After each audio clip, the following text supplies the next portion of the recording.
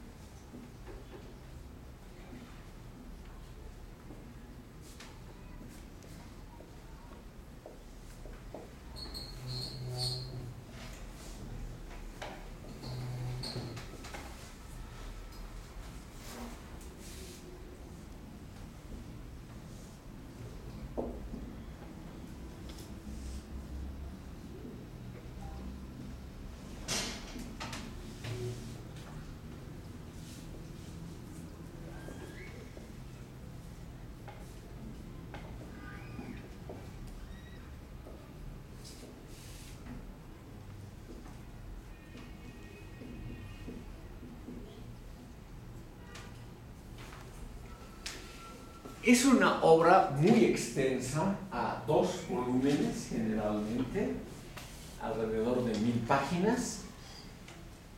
Una obra densa, muy difícil de entender. Una obra que contiene muchos excursos, o sea, muchas digresiones con respecto al tema central. Esta obra, estimado público, hace primero, también a lo largo de la obra, análisis de pensadores importantes para Habermas. Entonces, en cierto sentido, como está muy bien pensada, no bien escrita, porque Habermas escribe, igual que Adorno y Horkheimer, Hegel y Heidegger, un idioma muy difícil de entender. Pero, de todas maneras, estimado público, se trata de resúmenes críticos muy importantes sobre Max Weber, Lukács, Talcott Parsons, la sociología funcionalista moderna, etcétera, etcétera. En ese sentido es lo que él ha leído, como es un tipo que tiene una vida extremadamente ordenada hasta hoy, nada de aventuras extramaritales, nada de viajes grandes, nada de dedicación a otra cosa que no sea la lectura de obras que tienen que ver con lo que él trabaja. Nunca lee novelas. Él ha admitido que nunca lee una novela, que esas cosas no le interesan. A él le interesa, estimado, no al cine tampoco. A él tiene un verdadero placer erótico leyendo textos difíciles. Él mismo ha dicho, uno de los mayores placeres de su vida ha sido leer a Max Weber y pensarlo a fondo. Eso ha sido una de las mayores satisfacciones de su vida. No sé qué pensarán ustedes de eso. ¿Han sentido ustedes alguna vez algo así? Yo creo que no, ¿no es cierto? Una especie de placer erótico leyendo. Tal vez ustedes que son chicos modernos, Foucault, Heidegger, me imagino que eso es lo que les gusta. Pero no creo que haya llegado al punto, como Habermas, de abstraerse de toda otra actividad. Entonces, la teoría de la acción comunicativa, estimado público, contiene muchos temas. Es un libro multitemático y yo creo, esta es mi opinión estrictamente personal, yo creo que es una obra mal concebida. O sea, que empezó con algo, por ejemplo, criticando a Max Weber, y ha terminado en otra cosa muy diferente, construyendo una idea propia. El núcleo, estimado público, que es el que vamos a tratar ahora, el núcleo es la diferencia entre interacción y trabajo. Para el gran Hegel, para Marx, lo único que había con respecto a las actividades cotidianas del ser humano era o las actividades familiares, placenteras, o el trabajo. Y Habermas, y este es el punto absolutamente central de la obra, él dice, el ser humano tiene esas actividades que podemos llamar privadas, pero también tiene dos actividades diferentes, no una como creían Hegel, Marx y todos los otros pensadores que era el trabajo, sino que el ser humano tiene la actividad de la interacción, que según él se diferencia notablemente del trabajo cotidiano. Entonces, estimado público, en contra de la opinión normal de socialistas y capitalistas de que el trabajo es lo opuesto a la vida familiar y a la vida placentera, Habermas expone esta teoría dualista sobre las actividades humanas. Por las dudas, aquí hay que mencionar a una gran mujer. La idea esta de la interacción como una de las grandes actividades humanas que no debe ser confundida con el trabajo, la idea es de Hannah Arendt.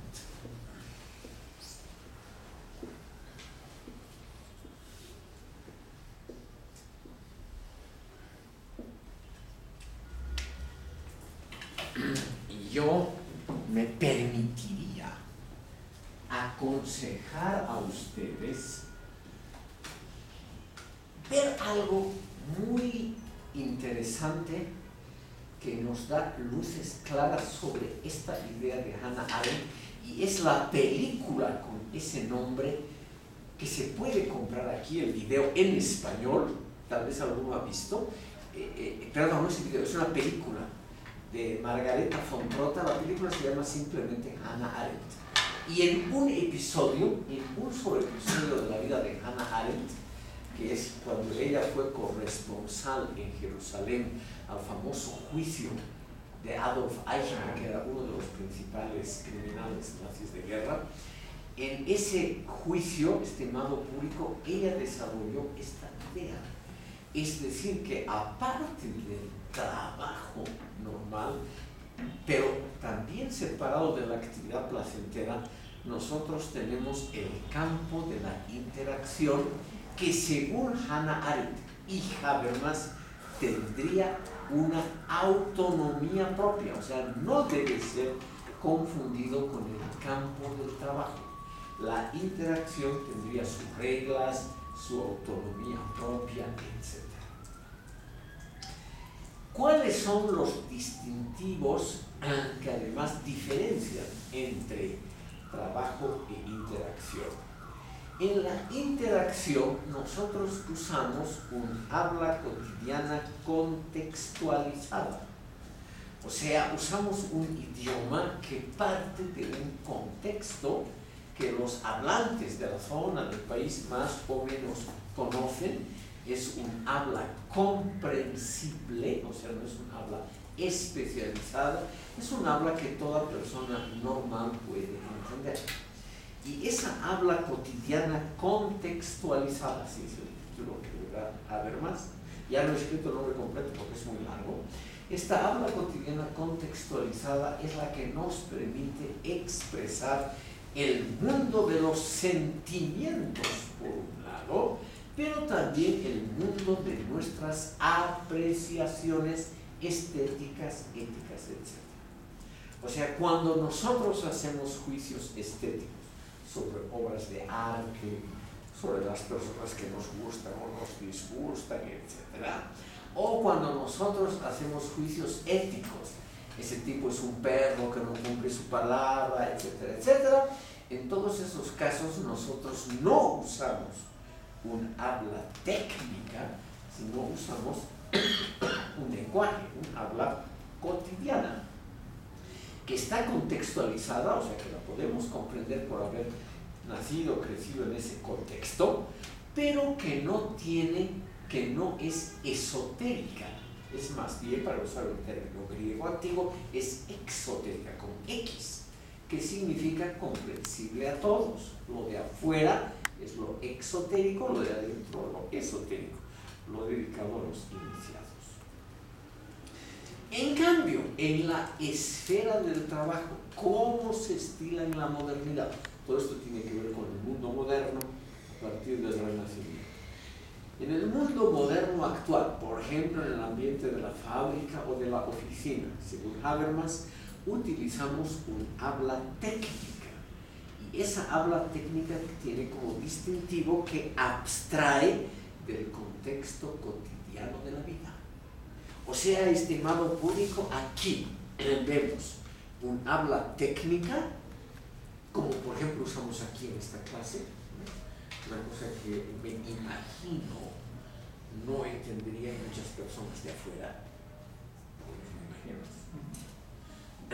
y en cambio está el habla cotidiana, en la cual realizamos nuestros juicios estéticos y éticos, aparte de que es el habla con la cual expresamos sentimientos, intuiciones, pulsiones, etc.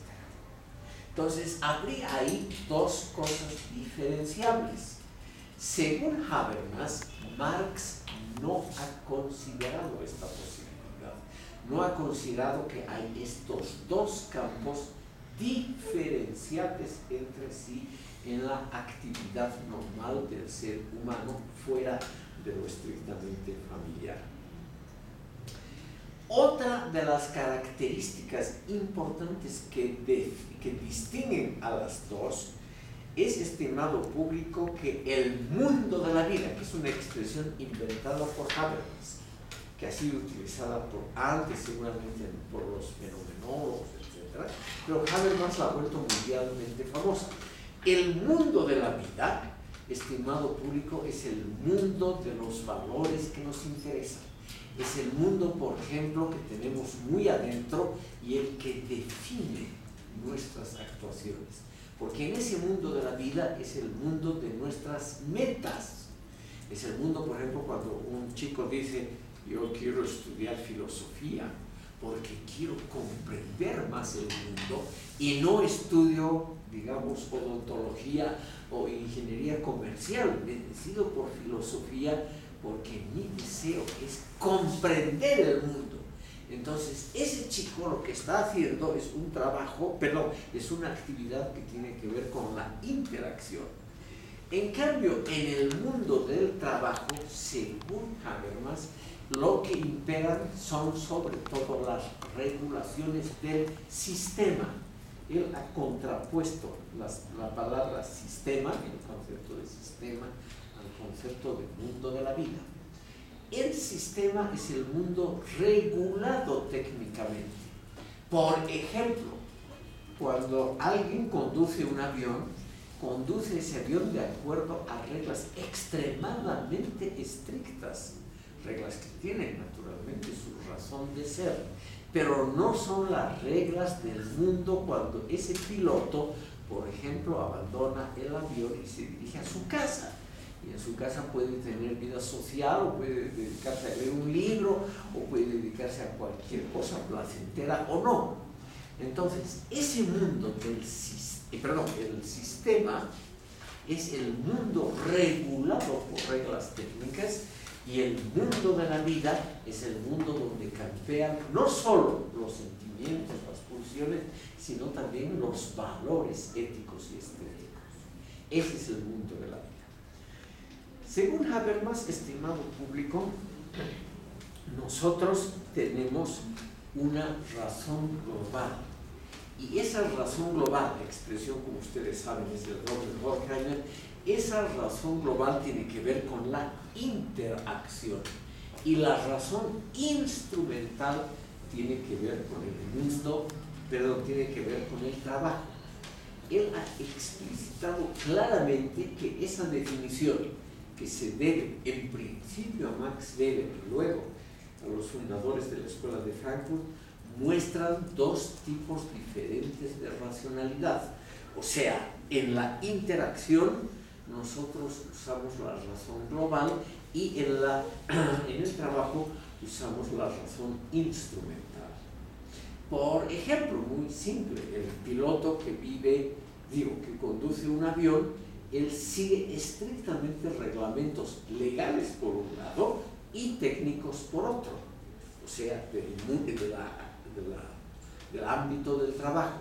En cambio, él puede tener gustos estéticos, o puede tener relaciones políticas, o puede votar por un partido determinado o no. Eso pertenece a la interacción, al mundo de la vida. Esa es la definición algo esquemática, estimado público, que ha inventado Habermas. Se le ha criticado, como toda clasificación, toda taxonomía tiende a simplificar una realidad siempre más compleja. Él lo que ha hecho para defenderse es usar un argumento de Max Weber. Esas taxonomías o esas reglamentaciones como están, en el fondo no es la realidad. La realidad siempre es mezclada. Pero esto, estimado público, es como las rayas de una cancha de fútbol o de cualquier deporte. O sea, estas ideas, que hay una diferencia entre interacción y trabajo, sirven solamente para mostrarnos, como diría Max Weber, los extremos en los que se mueve una sociedad. La sociedad y los seres humanos nos movemos entre las dos. Y, por ejemplo, lo que hacemos en este momento es seguramente una cosa intermedia. No estamos en el trabajo estrictamente reglamentado, ¿no es cierto? Por ejemplo, a ustedes, estimado público, no les va a pasar absolutamente nada si abandonan la clase. En cambio, si ustedes abandonan el manejo de un avión o si abandonan el puesto de trabajo, les puede pasar algo. En cambio, aquí, para que vean que estamos en un campo intermedio en esta clase, ustedes pueden abandonar el trabajo y no les va a pasar absolutamente nada negativo. Puede ser que les pase hasta algo positivo, más aire fresco, ya no escuchan este aburrido profesor, etc., más que puede ser una ganancia práctica. Lo que dice entonces Habermas, esta distinción entre interacción y trabajo sirve para rayar la cancha, como se dice aquí, o sirve para poner los límites entre los cuales se mueve el ser humano más hacia un lado o más hacia el otro. O sea, tiene una función simplemente didáctica, una función explicativa elemental para, estimado público, simplemente entendernos mejor, porque evidentemente lo que hay, según Habermas, es una propensión en el ser humano a estar en uno o en el otro lado. O sea, una propensión es una inclinación, una tendencia, no una obligación. Entonces, este mundo, estimado público, de la interacción, el mundo de la vida, es el mundo también donde se hace crítica. En el mundo en el ámbito del trabajo uno no hace generalmente crítica. Generalmente uno obedece las reglas generales en el caso normal. Pero en el mundo de la interacción es donde nosotros nos damos el lujo de criticar, de tener opiniones contrarias, de jugar en el fondo con varias opciones. En el mundo técnico nosotros no jugamos con opciones. Las opciones están ya predefinidas, además predefinidas racionalmente. Uso otra vez esta imagen del avión, que es usada también por Habermas, porque realmente, estimado público, el tráfico aéreo es algo extremadamente denso e intenso. Y sin embargo ocurren poquísimos accidentes a nivel mundial, poquísimos. Muere muchísima más gente en accidentes de coche o ferrocarril o lo que sea que en accidentes aéreos. ¿Qué quiere decir esto? Que ese mundo técnico ha sido realmente pensado por una racionalidad instrumental muy exitosa. Por eso es un buen ejemplo. O sea, es un mundo, es un ámbito altamente regulado, pero al mismo tiempo está racionalmente regulado. No son regulaciones irracionales que puedan confundir normalmente a un piloto, sino que todas las regulaciones están hechas justamente para que el vuelo tenga éxito. Eso es lo bueno de muchas de las regulaciones de este mundo, que están pensadas en el factor éxito, no en el factor fracaso. En cambio, en la interacción, en el mundo de la vida, no se piensa en el fracaso o en el éxito, sino se piensa también en otros valores importantes, como por ejemplo tener la satisfacción de leer un buen libro, que no se puede decir que es un éxito, ¿no es cierto? Tampoco es un fracaso, es una cosa intermedia que corresponde justamente a este mundo. Llegaremos hasta aquí, estimado público. Vamos a ver a partir de la próxima sesión cómo Habermas aplica este esquema, como les decía, cómo los nombres, trabajo de interacción, se debe a Hannah Arendt, cómo él lo aplica y cómo él cree que es un paso adelante extraordinariamente promisorio con respecto a las teorías funcionalistas, como Parsons por un lado y a las marxistas por otro. Él cree que esta su teoría muy compleja es una teoría que está de acuerdo al mundo actual, o sea que es una teoría capaz de darnos una explicación coherente sobre nuestro mundo actual. Hasta ahí llegamos.